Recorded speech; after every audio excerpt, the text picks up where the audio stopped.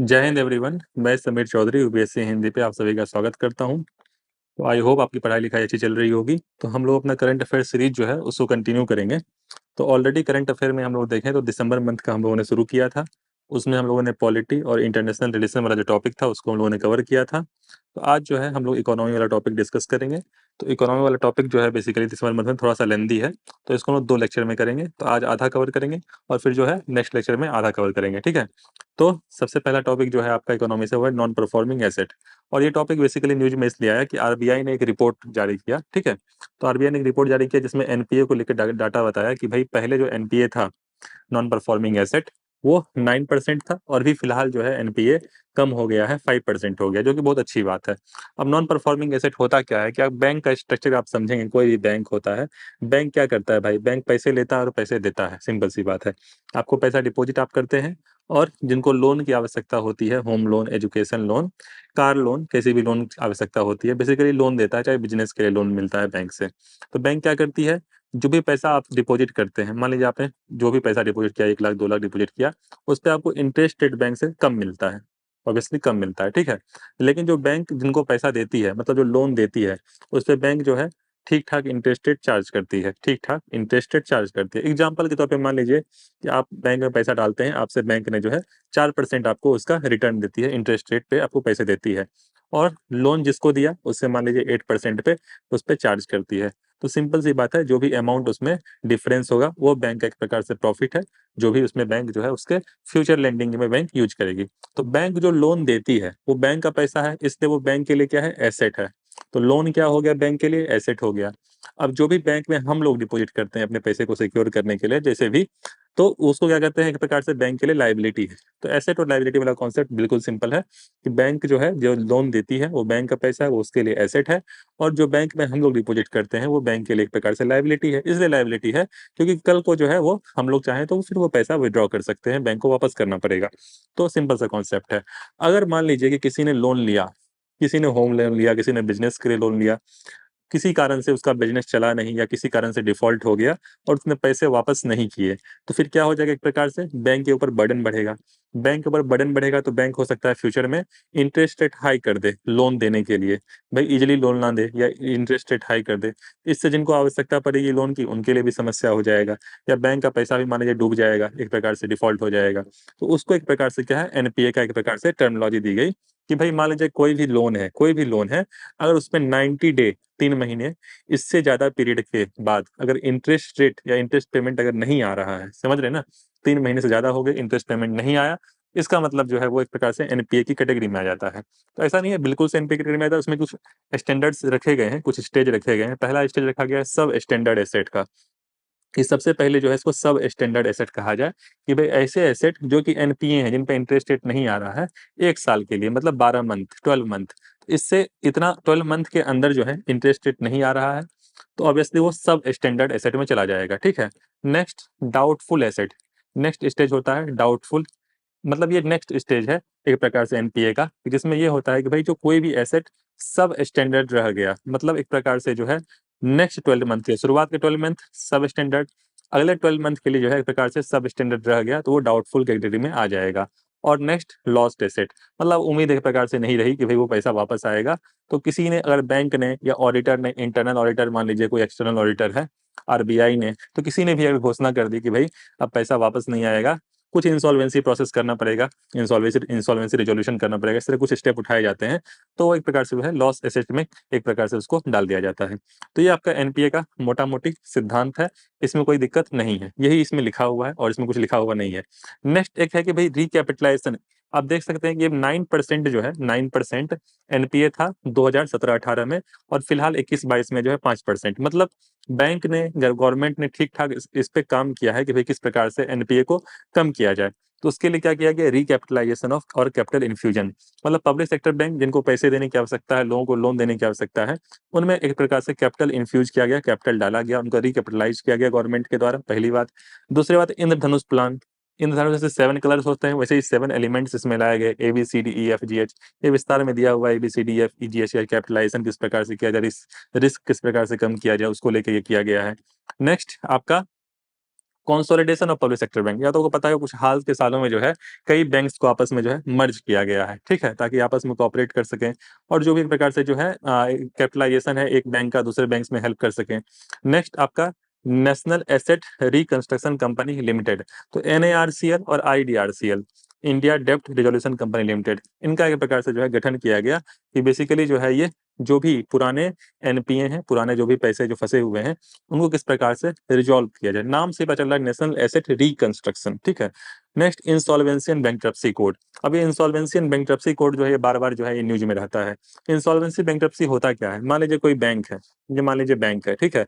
Bank ने पैसा दिया मोनू को पैसा दिया, मोनू ने एक बिजनेस सेटअप किया, मान लीजिए ये बिजनेस सेटअप किया मोनू ने।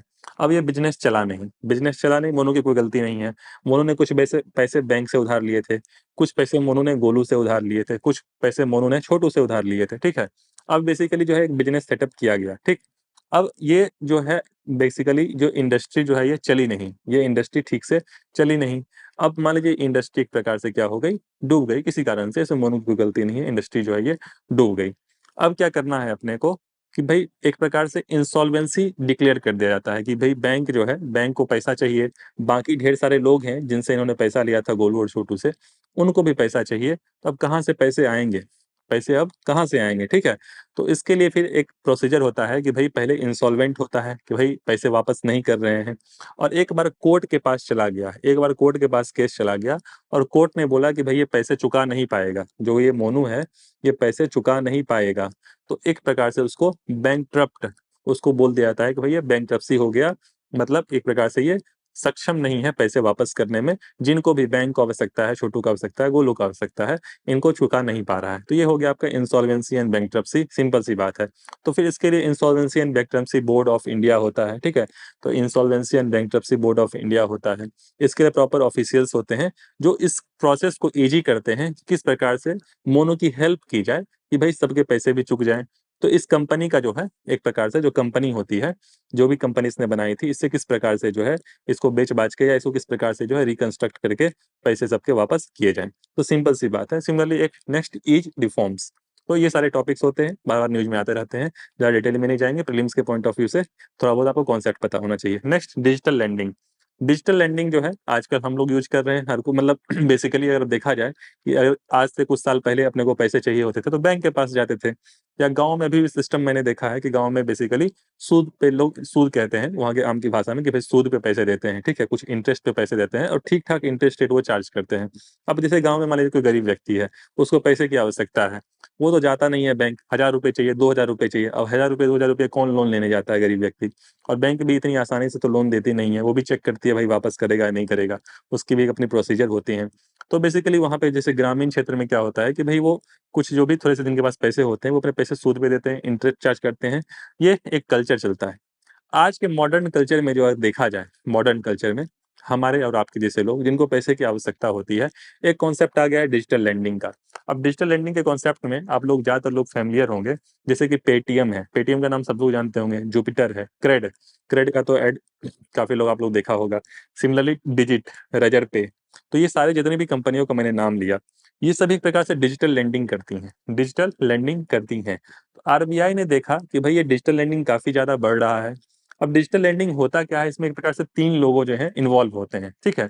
तो सबसे पहली बात तो कुछ फिनटेक कंपनी होती है, फिनटेक कंपनी, फिनटेक कंपनी में से पेटीएम हो गया, क्रेड हो गया, ठीक है, जुपिटर हो गया, रेजर पे हो गया, तो ढेर सारे मान लीजिए एबीसीडी ढेर सारी कंपनियां हैं, इनको फिनटेक कंपनी कहते हैं, जो एक प्रकार से जो है लोन देती हैं, जो एक प्रकार से लोन देती हैं। तो आरबीआई इसको रेगुलेट करने की कोशिश कर रहा है। अब 3 लोग इसमें इन्वॉल्व हो गए, 3 लोग कौन कौन से इन्वॉल्व हो गए, एक पैसा लेने वाला, मान लीजिए हम पैसा लेते हैं, ठीक है, तो समीर जो है पैसा ले रहा है, तो मैं हो गया बोरोवर, ठीक है, मैं हो गया बोरोवर, मैं पैसा ले रहा हूँ। अब सिंपल सी बात है, जो एक लेंडर होता है, लेंडर मतलब जो पैसा दे रहा है, पैसा यहाँ पे बैंक ही दे रहा है, पैसा कोई ऐसी बात नहीं है कि फिनटेक कंपनी दे रही है। जो फिनटेक कंपनी होती हैं, जो भी जिनका मैंने अभी नाम लिया, ये एक प्रकार से क्या होती है, मीडिएटर होती हैं, समझ लीजिए बीच के लोग होते हैं, बिचौलिए एक प्रकार से कह लीजिए, मीडिएटर होते हैं, जो बेसिकली बैंक से पैसा उठाते हैं कुछ इंटरेस्ट रेट पे, कुछ इन्वेस्ट करते होंगे, कुछ अपने को देते हैं कुछ हायर इंटरेस्ट रेट पे, क्योंकि बैंक जो है इजिली बैंक जो है डॉक्यूमेंटेशन होता है, ढेर सारी चीजें होती हैं, ये फिनटेक कंपनी इजीली पैसा दे देती हैं, आसानी से पैसा दे देती हैं, ठीक है। तो ये एक इनका कल्चर आ गया है कि भाई बैंक से पैसा उठाया, थोड़ा सा इंटरेस्ट रेट हाई चार्ज किया, बोरोवर को पैसा दे दिया जो भी इसको पैसे की आवश्यकता है। और आजकल मॉडर्न कल्चर में हमारे आपके ऐसे लोग जिनके हाथ में स्मार्टफोन है, जिनको पैसे की आवश्यकता पड़ती है, ये इस प्रकार से कल्चर यूज कर रहे हैं। तो आरबीआई जो है, आरबीआई जो कि सब कुछ देख रेख करती है, जो भी फाइनेंशियल सिस्टम है इंडिया का, तो उसने बेसिकली देखा कि भाई ये डिजिटल लैंडिंग है, काफी संख्या में इसका अमाउंट जो है बढ़ रहा है, कंपनियां बढ़ रही हैं, और कोई एक रूल रेगुलेशन ठीक से नहीं है, तो इसको रेगुलेट करने के लिए गाइडलाइंस आरबीआई ने एक प्रकार से जारी किया। तो 1 दिसंबर से गाइडलाइंस जो है वो इफेक्टिव है, सिंपल सी बात है। तो यहाँ पे जैसे नीड, जिसे कि आवश्यकता क्या है, आवश्यकता यही है कि भाई ये इलीगल लैंडिंग एप्स जो कि रजिस्टर्ड नहीं है, जिनका भाई कुछ लेना देना नहीं है, जिनका डॉक्यूमेंटेशन ठीक से नहीं है, जो कि स्टेटमेंट ठीक से भाई कितने पैसे ले रही है, कितने पैसे दे रही है, कितना इंटरेस्ट रेट चार्ज कर रही है, कितना ईएमआई चार्ज कर रही है, कुछ भी डॉक्यूमेंटेशन ठीक से नहीं है। डाटा प्राइवेसी, आपके बैंक अकाउंट डिटेल्स लिए जाते होंगे ऑब्वियसली, ढेर सारे आपके मोबाइल्स में ये फोन, इनके ऐप्स इंस्टॉल होते होंगे, आपसे जो है इनका बेसिकली जो है परमिशंस होते होंगे ढेर सारे। तो ये सभी जो है डाटा प्राइवेसी वाला भी एक इशू है कि भाई आपका डाटा कहीं इधर उधर यूज ना हो। और दूसरी बात अनरेगुलेटेड, जैसा कि बताया रेगुलेटेड नहीं है, ठीक। तो उसको किस प्रकार से जो है गाइडलाइंस के थ्रू आरबीआई ने है रेगुलेट करने की कोशिश की। अब कुछ गाइडलाइंस आरबीआई ने जारी किया, तो सबसे पहले एप्लीकेबिलिटी यहाँ दिए हुए इन सभी पे एप्लीकेबल है, पहली बात। दूसरी बात यह है कि भाई जो आरबीआई ने गाइडलाइंस कौन कौन से जारी किए, तो मैंने जैसा बताया डिजिटल लैंडिंग जो भी होते हैं वो मिडिल मैन की तरह काम करते हैं, ठीक है। और आरबीआई चाहती है कि जो फिनटेक कंपनी जिनका मैंने नाम लिया उनका रोल कम से कम हो, ठीक है। तो इनका जो फिनटेक कंपनी है, इनके रोल को जो है आरबीआई रिड्यूस करना चाहती है, ठीक है। और आरबीआई चाहती है कि इसे मान लीजिए कि ये आपका बैंक है, ठीक है, और बीच में फिनटेक कंपनी आ गई एज ए मीडिएटर, पैसा आपको देती है, और ये आप हो गए बोरोवर, ठीक है। तो मैं मान लीजिए कि ये कोई व्यक्ति है वो जो बोरोवर है, ठीक है। तो आरबीआई चाहती है कि भाई सीधा जो है, भले फिनटेक जो है ये इससे पैसा ले बैंक से और बोरोवर को दे, लेकिन बोरोवर सीधा पैसा बैंक को दे, बोरोवर फिनटेक कंपनी को पैसा वापस ना करे। सिंपल सी बात है, फिर बैंक वापस जो है फिनटेक कंपनी को पैसा देगी। तो इस प्रकार से आरबीआई ट्रांसपेरेंसी लाने की कोशिश कर रही है कि भाई जो बोरोवर है, जो भी पैसा ले रहा है उधार, वो सीधा जो है बैंक को पैसा दे। ये एक सिंपल सी बात है। इसके अलावा एक कूलिंग ऑफ पीरियड डिसाइड किया गया है। कूलिंग ऑफ पीरियड का मतलब ये हो गया कि मान लीजिए आपने 1 लाख रुपया लिया, आपने बेसिकली कहा कि भाई हम 1 साल या 2 साल में हम पैसा वापस कर देंगे, ठीक है। तो अगर आपके पास बीच में ही पैसे आ गए, ठीक है, तो ऐसा कुछ होना चाहिए भाई, कम इंटरेस्ट रेट पे ही जो है, कम इंटरेस्ट रेट पे ही आप बीच में वो पैसे जितने भी हैं वो इंटरेस्ट के साथ आप वापस कर दें। तो कूलिंग ऑफ पीरियड ये हो गया कि भाई अगर बीच में आप पैसा वापस करना चाहते हैं तो ऐसा प्रावधान भी होना चाहिए, सिंपल सी बात है, ठीक। नेक्स्ट है कि भाई एक नोडल ग्रीवियंस रिड्रेसल ऑफिसर होना चाहिए।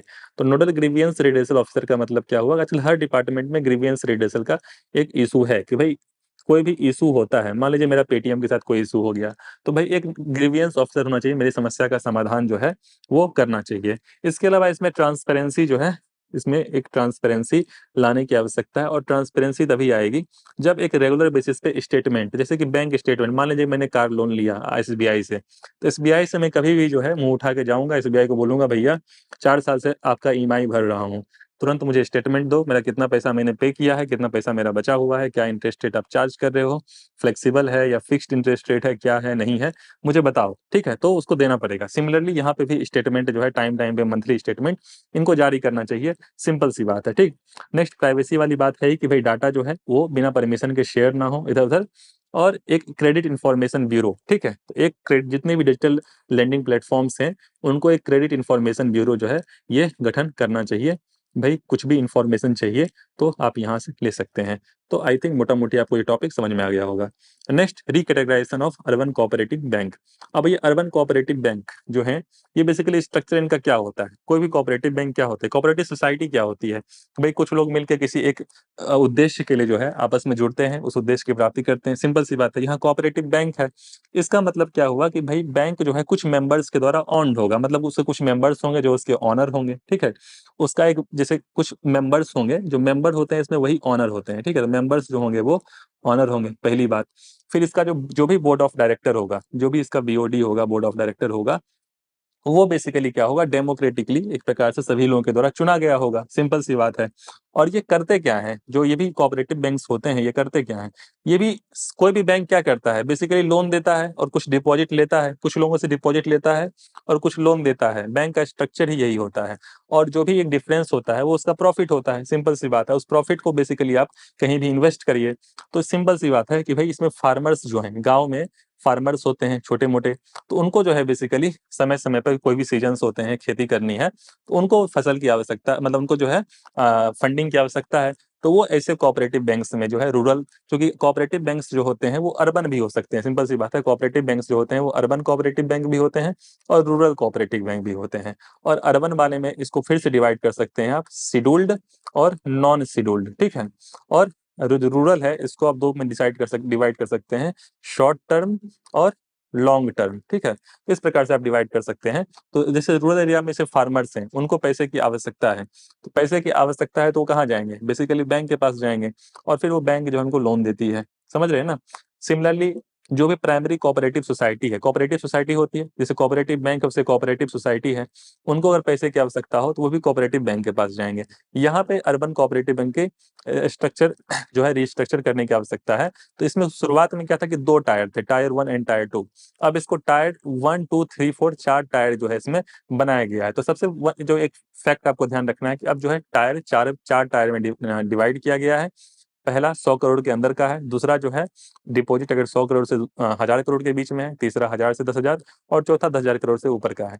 तो पहली बात, जो सबसे पहले जो रिकैटेगराइजेशन किया गया है उसमें 4 टायर में डिवाइड किया गया है। तो पहले जो था वो बेसिकली टायर 1 एंड टायर 2 था। दूसरी बात आपको ध्यान रखनी है, इस व्यक्ति के नाम चेयरमैनशिप आपको ध्यान रखना है। जैसे ये प्रश्न पीसीएस सॉरी प्रीलिम्स में बनता रहता है, चाहे पीसीएस हो चाहे यूपीएससी हो। और पीसीएस में मैंने देखा है कि भाई कई प्रश्न रिपीट भी हुए हैं कमिटी पे, तो सब कमिटी ध्यान रखा करिए। जैसे एनएस विश्वनाथन कमेटी, ये जो है बेसिकली आपका खासकर यूपीएससी के लिए भी जो है पूछा जा सकता है कि भाई ये किस के लिए था। तो बेसिकली ये कोऑपरेटिव बैंक के लिए जो है उसमें कमेटी गठित की गई थी। और ये आरबीआई के फॉर्मर डिप्टी गवर्नर रह चुके हैं, ठीक है। तो ये भी जो भी रिस्ट्रक्चरिंग हुई है ये all primary urban cooperative bank इनके लिए है। और कोऑपरेटिव बैंक हो चाहे कोऑपरेटिव सोसाइटी हो, उसका क्या मतलब होता है कि भाई आपस में मिलजुल कर जो है ये करते हैं। इनके जो मेंबर्स होते हैं वही इसके ऑनर होते हैं, सिंपल सा है ये, समझने वाले इसमें कुछ है भी नहीं, ठीक है। तो इनको बेसिकली जो है रजिस्ट्रेशन करना पड़ता है। तो urban cooperative bank are primary registered as a cooperative society. तो कोऑपरेटिव सोसाइटी की तरह ही जो है इनको रजिस्टर किया जाता है। और basically under the provision of either, मतलब इन दोनों में से कोई भी, under state cooperative society act और multi state cooperative society act. Multi state वाला कब होगा, जब मान लीजिए कि एक से ज्यादा स्टेट में कोई भी कोऑपरेटिव सोसाइटी या कोई भी कोऑपरेटिव बैंक अगर काम कर रहा है। कोई भी कोऑपरेटिव सोसाइटी एक से ज्यादा स्टेट में, मान लीजिए यूपी बिहार एमपी सब में काम कर रहा है, तो multi state cooperative society act के तहत उसको रजिस्टर करना पड़ेगा। नहीं तो विद इन स्टेट है तो स्टेट कोऑपरेटिव सोसाइटी एक्ट के तहत जो है वो रजिस्टर होगा, सिंपल सी बात है, ठीक है। इसका रेगुलेशन वगैरह कौन देखता है, it is split between RBI and central government. अगर आपसे एग्जांपल में दे दे, ऑप्शन में दे दे कि भाई इसका रेगुलेशन आरबीआई देखती है, हाँ देखती है। सेंट्रल गवर्नमेंट देखती है, हाँ देखती है। स्टेट गवर्नमेंट देखती है, हाँ देखती है। While that of small cooperative bank divided between NABARD. तो नाबार्ड जो है और स्टेट गवर्नमेंट, ये स्मॉल कोऑपरेटिव बैंक वो देखते हैं, ठीक है। तो ये सारे पॉइंट्स हैं, they come under regulatory ambit of the RBI. तो आरबीआई भी जो है इसका भी रेगुलेशन होता है बैंकिंग रेगुलेशन एक्ट के तहत और बैंकिंग लॉ एक्ट के तहत, ठीक है। Urban and multi state cooperative under direct supervision of RBI, ठीक। अब आइए नेक्स्ट टॉपिक पे, मल्टी स्टेट कोऑपरेटिव सोसाइटी। अभी तक हम लोग कोऑपरेटिव बैंक की बात कर रहे थे, अब हम लोग कोऑपरेटिव सोसाइटी पे आ गए, ठीक है। तो बेसिकली जो है बातें सेम ही हैं। तो मल्टी स्टेट कोऑपरेटिव सोसाइटी की अगर हम लोग बात करें, तो कोऑपरेटिव सोसाइटी होता क्या है कि भाई कुछ लोग आपस में मिले, उनका कुछ एसोसिएशन हुआ, आपस में मिलकर कॉमन नीड, सभी की एक आवश्यकताएं हैं, उसको जो है पूर्ति करने के लिए, कॉमन नीड के लिए जो है लोग जो है वो आपस में मिलते हैं, इसके मेंबर्स होते हैं, वो ऑनर भी होते हैं। तो सबसे पहली बात तो कोऑपरेटिव सोसाइटी जो होता है वो स्टेट सब्जेक्ट होता है। कि जैसे कि आपका 7th शेड्यूल जो है कॉन्स्टिट्यूशन का कुल मिला के 12 शेड्यूल है, तो उसमें 7th शेड्यूल है एक प्रकार से, उसमें लिस्ट डिवाइडेड है, central list, state list, concurrent list. तो ये एक प्रकार से स्टेट लिस्ट के अंदर आ जाता है, स्टेट सब्जेक्ट है, ठीक है।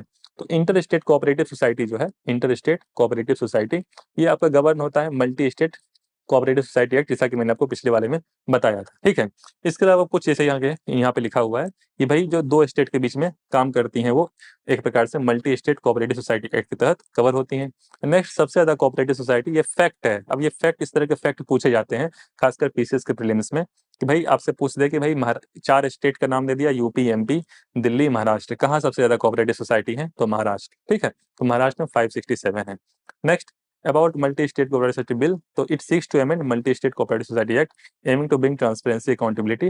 अब भाई कोऑपरेटिव सोसाइटी है, आपस में लोग मिलकर कर रहे हैं, किसी उद्देश्य के लिए कर रहे हैं, कुछ लैंडिंग वगैरह, कोऑपरेटिव बैंक है तो लैंडिंग वगैरह हो रही है, तो इनको भी रेगुलेशन की आवश्यकता है, तो उसको लेके बेसिकली जो है ये बिल लाया गया है। फिलहाल बिल है, जब एक्ट बनेगा तो देखा जाएगा डिटेल में, फिलहाल तो भी बिल है, तो बिल से तो प्रश्न आने के चांसेस नहीं है, लेकिन जो फैक्ट है ये सारे फैक्ट आपको पता होने चाहिए। ठीक है, तो कोऑपरेटिव सोसाइटी कई तरह के हो सकते हैं, जैसे कोऑपरेटिव क्रेडिट सोसाइटी हो सकता है, फार्मिंग सोसाइटी हो सकता है, प्रोड्यूसर हो सकता है, हाउसिंग कोऑपरेटिव सोसाइटी हो सकता है, कंज्यूमर कोऑपरेटिव सोसाइटी हो सकता है, और मार्केटिंग कोऑपरेटिव सोसाइटी हो सकता है।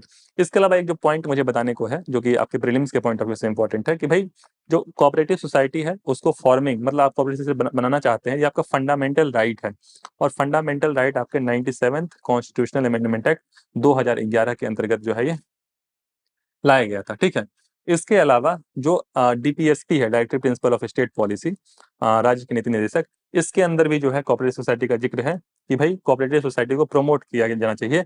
ये आपके आर्टिकल 43B में आता है। इसका ऐसे जब पार्ट्स, जो कॉन्स्टिट्यूशन के पार्ट्स हैं, पंचायत पार्ट 9 में आता है, पंचायत, म्युनिसिपैलिटी, कोऑपरेटिव सोसाइटी, तो पार्ट 9B इसमें भी आ जाता है। तो ये फंडामेंटल राइट में भी इसका जिक्र है, directive principle of state policy में है, पार्ट 9B में है। इस प्रकार के प्रश्न बनते हैं कि भाई 4 ऑप्शन दे देंगे, बोलेंगे बताइए भाई कि कहाँ कहाँ जो है कोऑपरेटिव सोसाइटी का जिक्र है, कहाँ कहाँ इसका जिक्र है। इस तरह के प्रश्न मैंने देखे हैं, पॉलिटी वाले सेक्शन से आपके बनते हैं। अब आइए नेक्स्ट टॉपिक पे, competition law and big technology company. अब समझिए आज का मार्केट स्ट्रक्चर, कोई चिप्स कंपनी बनाती है, कोई कंपनी कुछ हेल्थ का बना रही है, कोई कंपनी कुछ बना रही है, तो कंपनी में आपस में कंपटीशन तो होता ही है, सिंपल सी बात है। मान लीजिए कि एक अंकल चिप्स है, वो कोई कंपनी बना रही है, और दूसरी कंपनी मान लेज वाली कंपनी बना रही है। दोनों चाहती है भाई मार्केट को वो करें, प्रॉफिट गेन करें। अब आपस में जो है वो कंपटीशन भी होता है, किस प्रकार से प्रॉफिट गेन करें। ठीक है, कहीं लिखा होता है 10% एक्स्ट्रा, कहीं लिखा होता है 20% एक्स्ट्रा, होता कुछ नहीं है। तो बेसिकली जो है इस तरह के कंपटीशन होते हैं, नेगेटिव कंपटीशन होते हैं। तो कंपटीशन को किस प्रकार से मैनेज किया जाए। कंपटीशन एक प्रकार से अच्छा होता है, कंपटीशन एक प्रकार से अच्छा भी होता है, एक प्रकार से जो है इसका नेगेटिव इम्पैक्ट भी होता है। तो हेल्दी कंपटीशन किस प्रकार से किया जाए, इसके लिए बेसिकली ये है कि भाई parliamentary standing committee on finance gave a report on anti competitive practice for big tech company. तो यहाँ बिग टेक कंपनी की बात चल रही है कि भाई कुछ एंटी कंपटीशन एक प्रकार से प्रैक्टिसेज हो, उनको किस प्रकार से रेगुलेट करना है। और डिजिटल कंपटीशन एक्ट के लिए भाई एक प्रकार से भी एक्ट बना नहीं है, लेकिन एक डिजिटल कंपटीशन एक्ट जो बिग टेक कंपनी को रेगुलेशन के लिए लाया जाए, ऐसा कुछ हो। खैर इंडिया में है, कंपटीशन कमीशन ऑफ इंडिया है, जैसा कि यहाँ पे जिक्र किया हुआ है कि भाई the act provides establishment of competition commission of India. तो कंपटीशन एक्ट 2002 के तहत जो है basically competition commission of India है। भाई किसी प्रकार की कंपटीशन जो हो वो हेल्दी हो। ठीक है, जैसे कि कोई भी नेगेटिव इम्पैक्ट क्या होता है कि इससे बेसिकली नेगेटिव एक तो होता है कि भाई हार्मफुल प्राइस राइज, आपस में प्राइस का बहुत ऊपर नीचा हो जाता है। ठीक है, जब आपस में कंपनियां कंपटीशन करती हैं तो प्राइस राइज जो होता है या प्राइस लो एक प्रकार से होता है, तो हार्मफुल प्राइस राइज एक प्रकार से हो सकता है। तो प्राइस राइज में रेगुलेशन की आवश्यकता है। दूसरा प्रोडक्ट क्वालिटी, ऐसा ना हो कि प्रॉफिट के चक्कर में जो है प्रोडक्ट क्वालिटी के साथ लेन देन वो हो जाए, ठीक है, ऊपर नीचे हो जाए। तो ये सारी चीजें देखनी होती हैं, इसके लिए कंपटीशन कमीशन ऑफ इंडिया है। और national company law appellate tribunal. ठीक है, तो national company law appellate tribunal क्या होता है कि भाई ये कंपनीज एक्ट 2013 के तहत गठित किया गया था।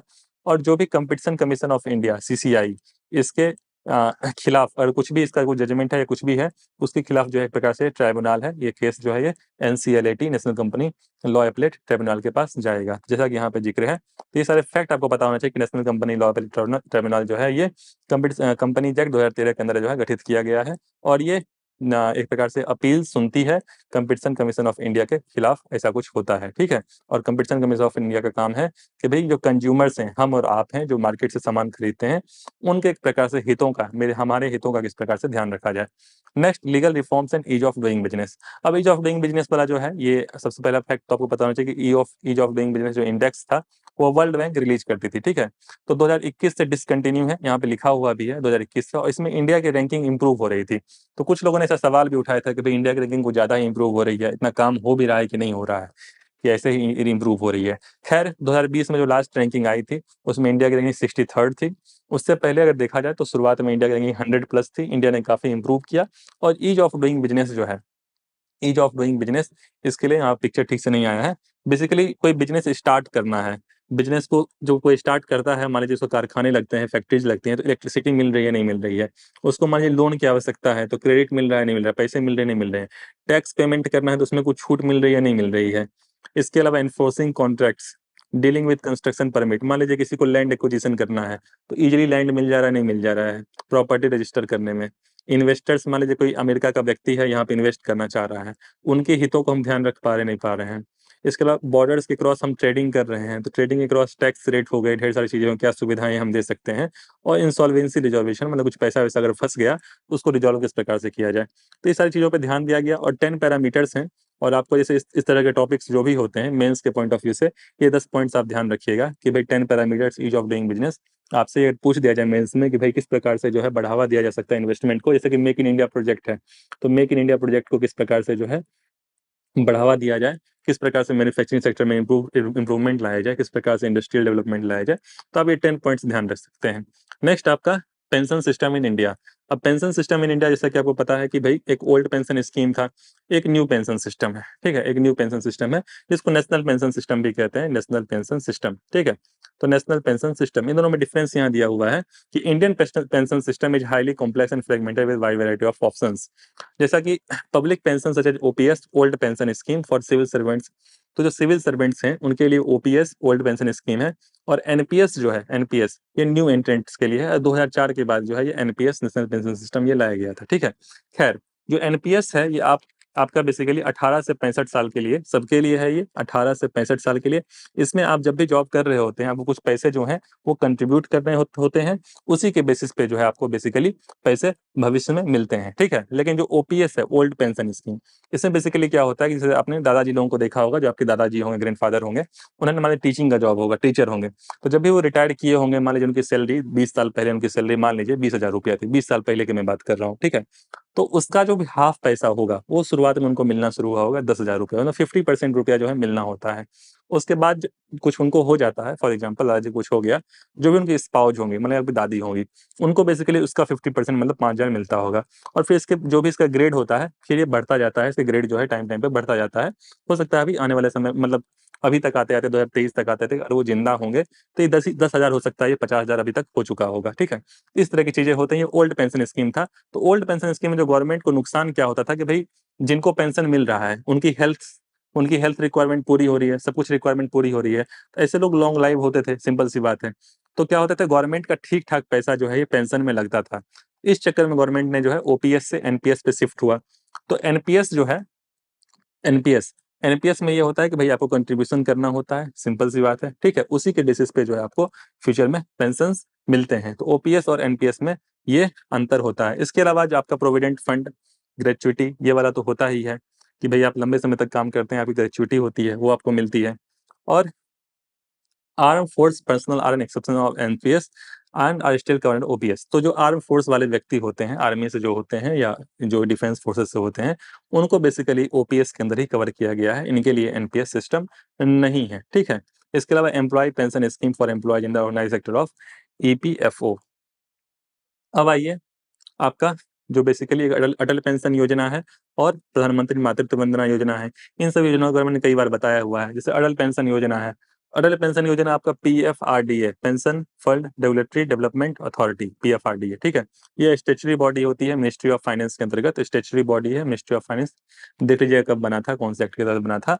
तो ये बेसिकली जो है पीएफआरडीए, ये अटल पेंशन योजना है। अटल पेंशन योजना में कुछ नहीं है, कोई भी व्यक्ति, ऐसा कुछ नहीं है, 18 से 40 साल का व्यक्ति कंट्रीब्यूशन करे, और इसको मिनिमम गारंटीड होता है कि एक बार 60 साल को बेसिकली पहुंच जाए, 60 साल के बाद उसको 1,000 से 5,000 रुपये जो है उसको मिलेंगे, ठीक है, जितना भी उसका कंट्रीब्यूशन होगा उसके हिसाब से। ये अटल पेंशन योजना है। प्रधानमंत्री मातृत्व वंदना योजना जो है बेसिकली इसमें पैसे मिलते हैं 5,000 +1,000, ठीक है। तो ऐसे जो गवर्नमेंट एम्प्लॉय नहीं है, क्योंकि उनको गवर्नमेंट एम्प्लॉय को अपना बेनिफिट उनके जॉब के थ्रू मिल जाता है, तो बाकी इन सभी के लिए वैलिड है। तो भाई 5,000 रुपया जो है ये बेसिकली 3 इंस्टॉलमेंट में, और 1,000 रुपया जननी सुरक्षा योजना के तहत जो है कुल मिला के 6,000 रुपये मिलते हैं फॉर फर्स्ट चाइल्ड, प्रधानमंत्री मातृत्व वंदना योजना। ठीक, नेक्स्ट लैंड टाइटलिंग। अभी आज का लास्ट टॉपिक है लैंड टाइटलिंग।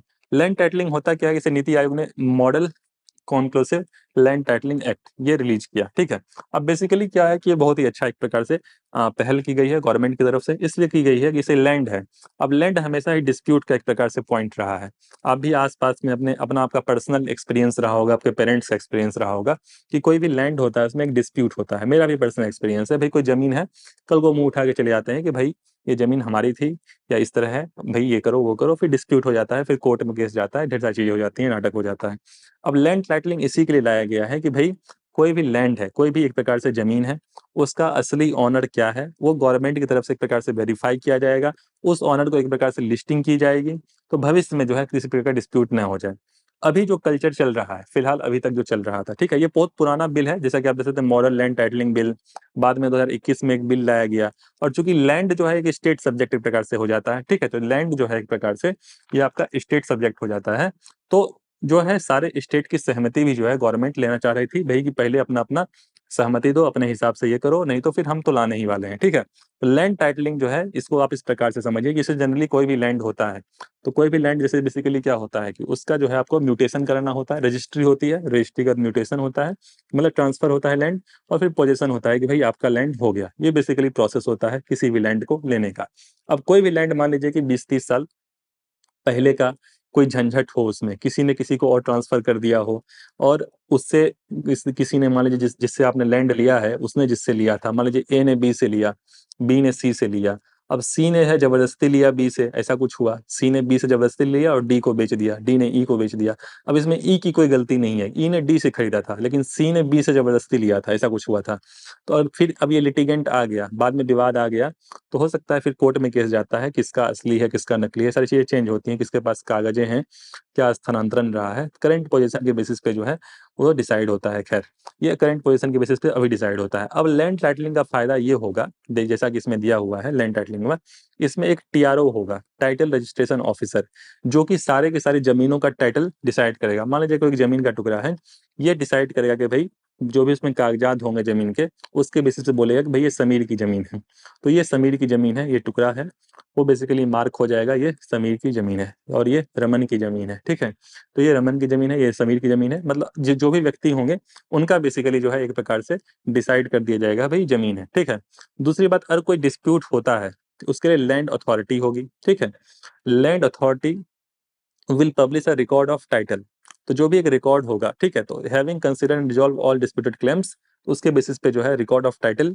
पब्लिश किया जाएगा, और टाइटल रजिस्ट्रेशन ऑफिसर जो है वो प्रिपेयर करेगा और draft list of land title based, जितने भी लोगों का मान लीजिए एक एरिया में जमीन है उसके बेसिस पे टाइटल होगा, उनकी जिनकी भी जमीनें हैं उनका बेसिकली नेमिंग होगा, और एक लैंड डिस्प्यूट रिजोल्यूशन ऑफिसर भी होगा, जो किसी प्रकार का विवाद होता है उसके पास जाएगा।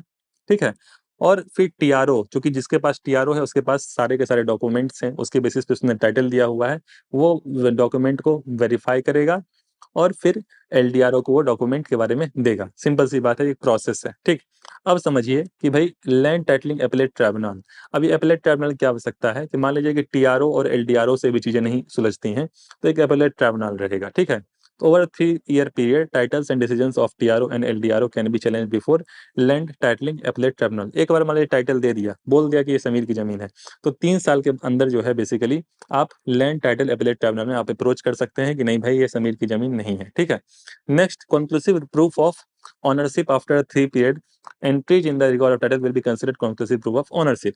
अगर आपने 3 साल में, मान लीजिए मैंने एक जमीन है और किसी को अप्रोच करना है, एक बार टाइटल दे दिया कि ये समीर की जमीन है, और 3 साल के अंदर अगर किसी ने कर दिया कि भाई नहीं मेरे पास दावा है कि भाई ये इसकी जमीन नहीं है, इसने हड़प लिया है मेरी जमीन, तो सिंपल सी बात है कि भाई आपको प्रूफ देना पड़ेगा। आपने प्रूफ दिया, एपेलेट ट्राइब्यूनल डिसाइड करेगा भाई किसकी जमीन है। अगर आपने नहीं किया तो ये फ्यूचर के लिए ये हो जाएगा कि भाई ये समीर की ही जमीन है।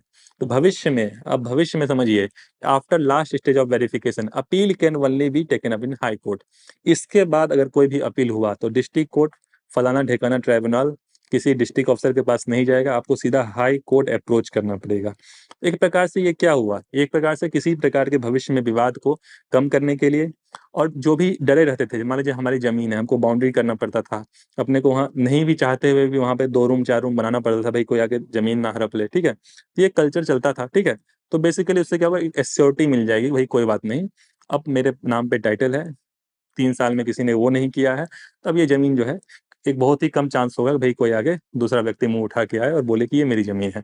Holding registration papers does not actually involve the involvement और the legal framework, the ownership of title of the land, ठीक है?